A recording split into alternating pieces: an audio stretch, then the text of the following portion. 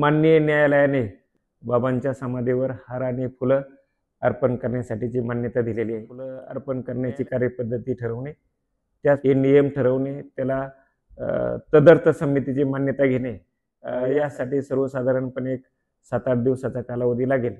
आणि श्री साईबाबांच्या दर्शनासाठी भाविक आल्यानंतर बाबांना हार आणि पुष्प जे ते अर्पण करतात।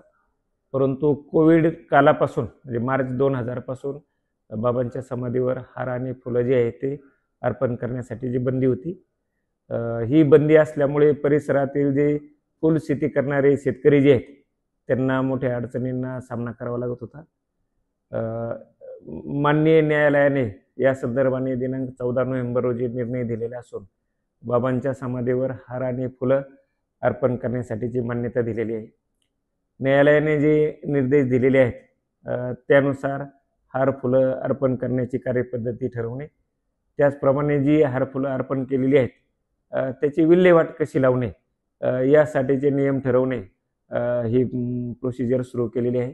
हे नियम ठरवणे, त्याला तदर्थ समितीची मान्यता घेणे, यासाठी सर्वसाधारणपणे 7-8 दिवसाचा कालावधी लागेल। आणि त्यानंतर जे ते बाबांच्या समाधीवर हार फुलं अर्पण करण्यास सुरुवात होईल।